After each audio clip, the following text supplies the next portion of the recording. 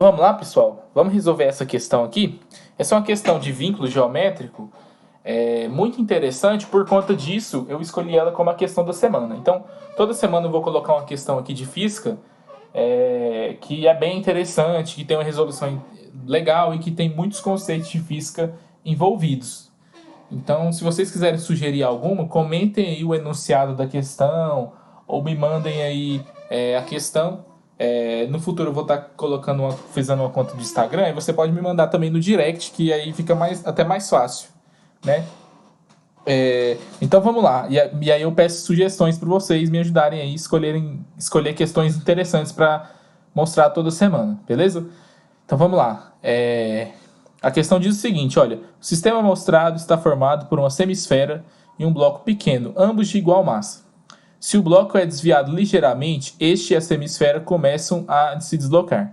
Então calcule a que altura com respeito ao solo o bloco se desprende da semisfera. Despreze todo o atrito. Então, olha, uma questão muito interessante que aborda essa perca de contato, né? Então a gente vai acabar utilizando o vínculo do ponto de contato, né?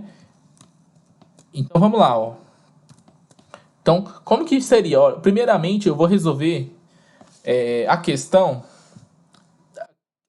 com a semisfera parada, para você ver a analogia que a gente faz entre a semisfera parada e a semisfera em movimento. Então, primeiramente aqui o bloquinho cai, mas nesse caso aqui que eu estou analisando, eu tenho a cunha parada. Então, eu tenho aqui a cunha parada, nesse caso. Bacana? Então, o que acontece? Olha, vou dizer que ele andou um ângulo θ. E ele tem andado um ângulo θ, olha só o que a gente pode fazer. Ó. As forças que atuam são força-peso e força normal. E eu vou colocar aqui de azul a velocidade do bloquinho, que vai estar nessa direção aqui. Ó, a velocidade do bloquinho, que vai estar nessa direção tangente aqui. Então agora eu posso equacionar, né? Então eu vou equacionar meu problema. Eu tenho duas equações aqui que eu posso utilizar, né? Eu posso utilizar a segunda lei de Newton. E aí como que ficaria a segunda lei de Newton? Segunda lei de Newton, bem simples nesse caso. Vou utilizar a aceleração centrípeta. Então, peso cosseno de θ, porque é a componente aqui, ó. É a componente na direção tracejada, né? A componente na direção tracejada, esse ângulo aqui é θ, menos a normal, tem que ser igual a mv² sobre raio. E a segunda equação que eu vou utilizar vai ser a conservação de energia, porque não tem nenhuma força aqui que dissipa energia. Então, conservação de energia. Como que ficaria a conservação de energia? Para conservar a energia, eu vou considerar que o zero do potencial está no solo. E se o zero do potencial está no solo, eu posso fazer. Inicialmente, a minha massa estava na altura R. Ela foi para uma altura R cosseno de θ. E ela ganhou energia cinética. Beleza? Aí, olha, para perder o contato, a normal tem que tender a zero. Porque aí eu tenho a perca de contato. Se isso acontece, eu posso tirar dessa equação que mv² vale mgr cosseno θ. Por conta disso, eu posso substituir na conservação de energia mgr igual a mgr cosseno mais mgr cosseno de θ sobre 2. E daí a gente obtém o que a gente estava procurando, né? A gente pode obter aqui que o cosseno de θ vale 3/2. E aí é bem simples, né? Esse tipo de... Aliás, 3/2 não, desculpa, 2/3, né? Que o cosseno de θ vale 2/3. E aí esse exemplo aqui é bem simples, até o resultado é famoso. Tem muita gente que sabe o resultado decorado desse tipo de caso. Mas a gente usou o vínculo geométrico aqui do ponto de contato, né? Do contato. Só que a gente usou de uma forma tão rápida e tão óbvia, nesse caso, que não foi difícil de perceber aonde que esse vínculo era aplicado.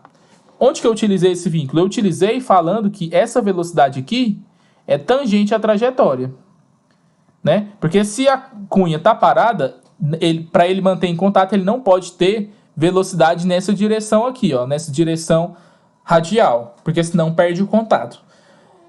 Então, nesse caso, foi muito simples. Mas no caso da questão que a gente vai fazer aqui, que é com a cunha em movimento, você precisa perceber o vínculo, senão você não consegue fazer. Então, você precisa perceber que existe esse vínculo. Então, daí a importância dele. Essa que é a dificuldade desse vínculo do ponto de contato. Ele é um vínculo que ele é óbvio, ele é até fácil de entender. Porém, é difícil do pessoal pensar nele exatamente por ele ser tão simples, né? Geralmente o pessoal pensa em coisas mais complicadas.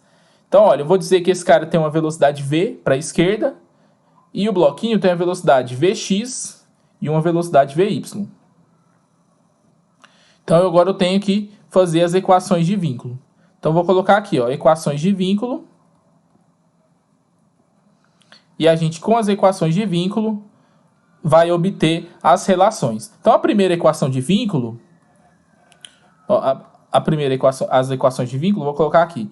A primeira equação de vínculo, a gente pode fazer conservando a quantidade de movimento. Então, conservando a quantidade de movimento, a gente pode falar, como não tem nenhuma força externa, nenhuma força dissipativa ou alguma coisa do tipo, eu posso conservar a quantidade de movimento, não tem força externa no sistema, então, como as massas são iguais, eu vou conservar a quantidade de movimento antes e depois. Então, a velocidade em x é a mesma velocidade da cunha. E a segunda é o vínculo do contato, que eu tanto falo aqui com vocês, que eu chamo de vínculo do contato. Que vínculo é esse? Na direção normal, na direção radial, que é a direção perpendicular ao contato, as velocidades têm que ser iguais. Então, qual é a velocidade da cunha nessa direção normal? Vai ser v seno θ. E a velocidade do bloquinho vai ser Vy cosseno θ menos V seno θ. Basicamente o que eu fiz foi decompor as velocidades nessa direção tracejada aqui. E aí uma coisa interessante, olha. Como eu estou percebendo que a velocidade da cunha é nessa direção aqui, ó, a velocidade do bloquinho também tem que ser nessa direção. É por isso, então, que quando eu fui fazer a conta, eu fiz Vy cosseno menos Vx seno. No caso, Vx é igual a V. E não o contrário. Eu não fiz Vx seno menos Vy cosseno. Porque aí o sentido seria o contrário. Seria o sentido para lá. E eu não quero que o sentido seja diferente. Porque não é só o módulo que tem que ser igual, mas o sentido também. Porque senão está tendo perda de contato do mesmo jeito. Ok? Então, com isso, com esse vínculo aqui, ó, a gente acha o Vy. Se você fizer a conta, o Vy vai ser 2V tangente de θ. Então, achamos o Vx e achamos o Vy. Agora, a gente pode aplicar outra equação para terminar de resolver, que seria a conservação da energia. Então, aplicando conservação da energia, a gente consegue resolver a questão. Então, como que ficaria aqui a conservação de energia que não tem atrito? Então, a gente faz o seguinte, olha. Então, a gente faz o seguinte.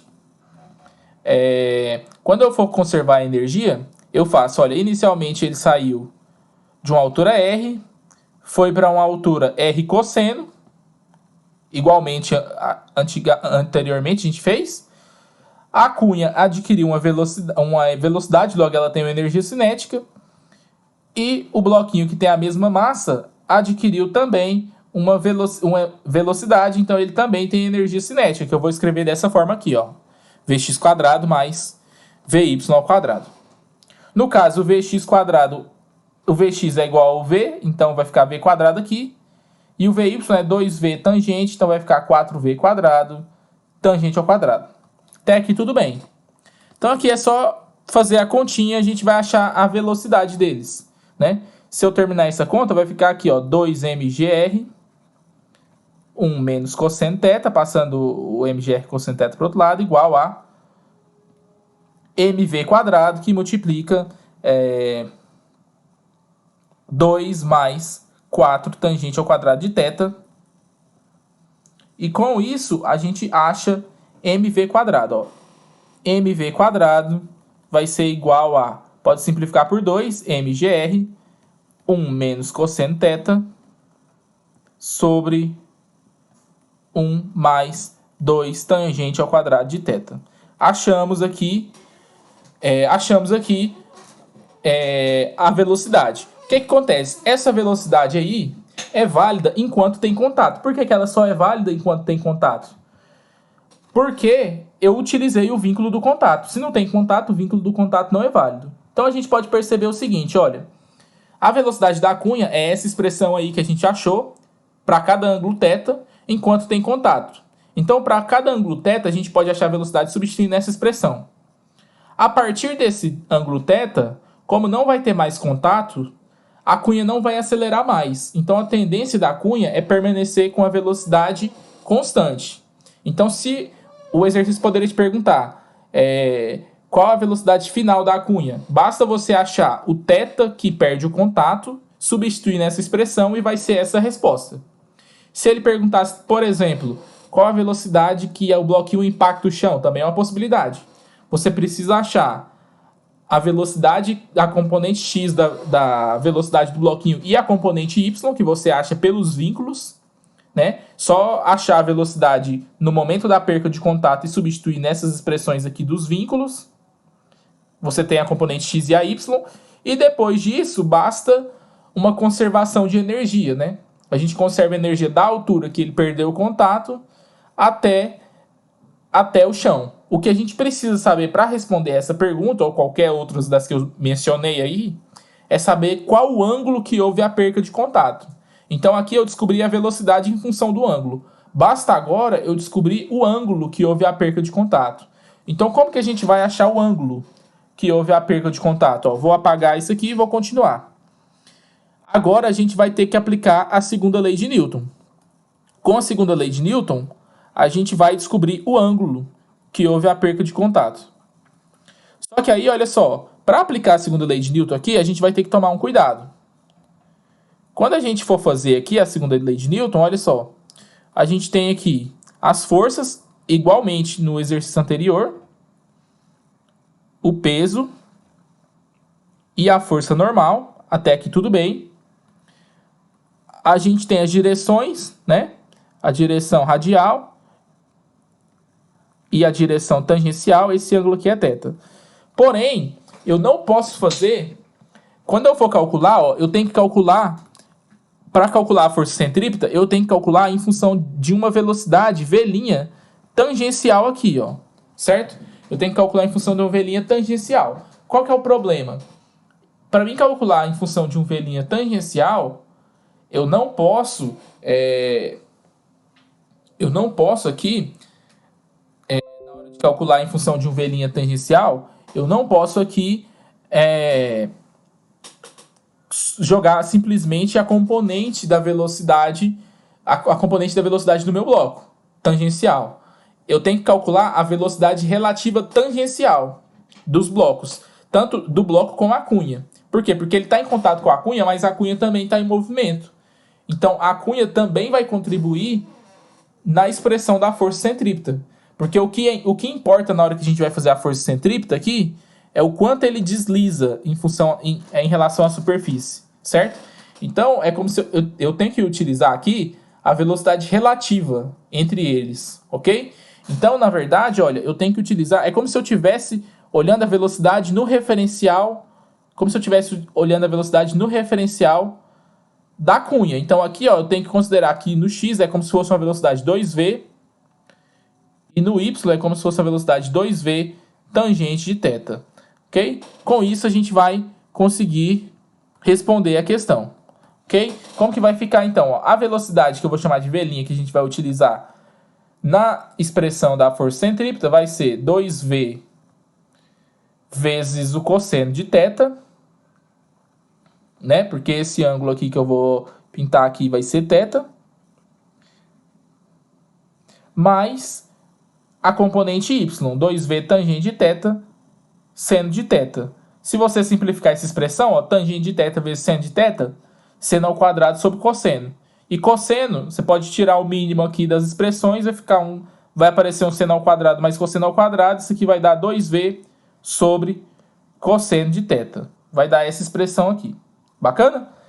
Agora, a gente pode aplicar a lei de Newton. Mais uma vez, né? Então, mg cosseno θ menos a normal vai ter que dar igual a mv' ao quadrado sobre o raio. Para que perca o contato, mais uma vez, a normal tem que tender a zero. Se a normal tem que tender a zero, mg cosseno de θ tem que ser igual a mv' ao quadrado. V' é 2v sobre cosseno, então vai ficar 4mv quadrado cosseno ao quadrado de θ. Com isso, a gente acha que o mv quadrado, nesse caso, vai valer m... Ah, e tem um r aqui, ó, que eu esqueci. mgr cosseno ao cubo de θ sobre 4. Vai valer essa expressão. E a gente tinha achado, na expressão anterior, que esse mesmo mv quadrado valia mgr 1 menos cosseno θ sobre 1 mais 2 tangente ao quadrado de θ. A gente tinha achado essa expressão aqui também, ok? Então agora a gente pode terminar a questão. Ó. Pode cancelar mgr com mgr e multiplicar cruzado. O que a gente vai obter? A gente vai obter o seguinte, olha. Multiplicando cruzado 4 com 1 menos cosseno, 4 menos 4 cosseno de θ. Isso aqui é igual a cosseno ao cubo de θ mais cosseno ao cubo de θ vezes tangente ao quadrado. Tangente ao quadrado é seno ao quadrado sobre cosseno ao quadrado. Quando eu cancelar com cosseno ao cubo, isso aqui vai se transformar em seno ao quadrado de θ. Tem um 2 aqui multiplicando.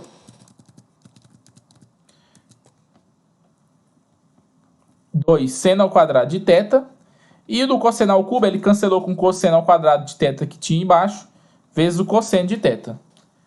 Transformando aqui o seno de θ em 2 menos 2 cosseno ao quadrado de θ, o que a gente vai obter? Ó? A gente vai obter uma equação de terceiro grau em que a gente vai ter uma das raízes sendo o ângulo que a gente quer. Né? Então vai ficar 2 cosseno de θ, 2 cosseno de θ positivo, menos cosseno ao cubo de θ. Beleza? 2 cosseno de θ menos 2 cosseno ao cubo de θ. Só que aí tem um cosseno ao cubo de θ somando, vai ficar menos cosseno de θ. Quando eu passar para o outro lado, o cosseno ao cubo de θ vai ficar positivo. E o 2 cosseno de θ vai ficar negativo. Somando com o 4 que tinha, vai ficar 6 cosseno de θ mais 4 igual a zero. Então chegamos aqui ó, numa expressão. Essa expressão aqui, ela contém... essa expressão aqui, ela vai conter uma das nossas raízes. A gente pode perceber que existe uma raiz óbvia nessa equação aqui, que é cosseno de θ igual a 2. Obviamente, essa raiz aqui não existe, né? Não existe nenhum cosseno de θ que valha 2. Porém, 2 é uma raiz que já é conhecida desse polinômio aí. Se a gente trocar o cosseno de θ por y, por exemplo, né? Se a gente pega a equação polinomial y ao cubo menos 6y mais 4, uma das raízes vale 2. Então, o que a gente pode fazer? A gente pode reduzir o grau dessa equação polinomial utilizando qualquer método que você prefira. Por exemplo, Briot-Ruffini, que é o que eu vou utilizar aqui. E aí vai achar a equação de segundo grau. E a partir da equação de segundo grau, a gente pode obter o valor que a gente quer, o valor que a gente procura de cosseno θ. Então, eu estou dividindo por 2, ó, cosseno ao cubo, 0 cosseno ao quadrado, menos 6 cosseno, mais 4, ok? Então, utilizando Briot-Ruffini, ó, desce o 1, 1 vezes 2 dá 2, mais 0 dá 2, 2 vezes 2 dá 4, menos 6 dá menos 2, e menos 2 vezes 2 dá menos 4, mais 4, 0. Então, a equação que vai sobrar para a gente vai ser cosseno ao quadrado de θ, mais 2 cosseno de θ, menos 2 igual a 0. A raiz que a gente vai obter aqui vai ser a solução para o nosso problema. Então, resolvendo essa equação de segundo grau por Bhaskara, a gente vai obter que é menos b, menos 2, mais ou menos raiz de delta. Quanto que vale esse delta? 2 ao quadrado vale 4. Menos 4 vezes menos 2 dá 8. Então vai ficar, olha, 8 mais 4, 12. Raiz de 12, 2 raiz de 3 sobre 2. Então, olha, como a gente só quer a raiz positiva, não faz sentido para a gente a raiz negativa. cosseno de θ vai ter que valer raiz de 3 menos 1. Achamos aqui, raiz de 3 menos 1. Na questão, ele pedia, então, a altura, né, que se desprendia. A altura que se desprendia vale R cosseno θ, né, como a gente tinha visto. Então, vale R raiz de 3 menos 1. Então, veja duas coisas interessantes, né? Raiz de 3 menos 1, raiz de 3 é aproximadamente 1,73, né? Então, esse H vai ser aproximadamente 0,73R. Na questão anterior, isso aqui é com a cunha em movimento. Na questão anterior, a gente tinha calculado para a cunha parada, né? Para a cunha parada. Para a cunha parada, a gente tinha achado 2/3, né? 2/3 é 0,67 aproximadamente. Então, 0,67R, isso aqui para a cunha parada. Então, significa que perde-se o contato mais rápido, né, numa altura maior, quando se tem a cunha em movimento, o que é meio óbvio, né? Por quê? Porque a velocidade relativa na direção tangencial, ela aumenta mais rápido. Por conta disso, a força centrípeta, ela também vai aumentar mais rápido. Por conta disso, a normal vai tender a zero mais rápido, olhando de um modo matemático, né? Mais rápido. Então, é uma questão bem interessante que ficou bem mais difícil por conta da cunha estar em movimento. Mas qual que foi a diferença da cunha em movimento para a cunha parada? A grande diferença que a gente encontrou aqui foi que nessa questão com a cunha em movimento, a gente precisou perceber que existe o vínculo geométrico do contato. Se a gente não percebesse para aplicar, a gente não conseguiria fazer. Na outra questão, o vínculo era meio que óbvio, meio que no instinto a gente consegue já dizer que a velocidade é tangencial. Nessa questão, a gente não consegue dizer exatamente qual o sentido da velocidade. Por isso, a gente precisa saber fazer e utilizar as equações de vínculo nessa questão. Por isso que eu escolhi essa questão como a questão da semana, já aproveitando o assunto que a gente está falando, de vínculos. Se você gostou aí, sugira aí para mim uma próxima questão para a gente fazer semana que vem, que seja do agrado de vocês. E vejo vocês aí no próximo vídeo. Um abraço.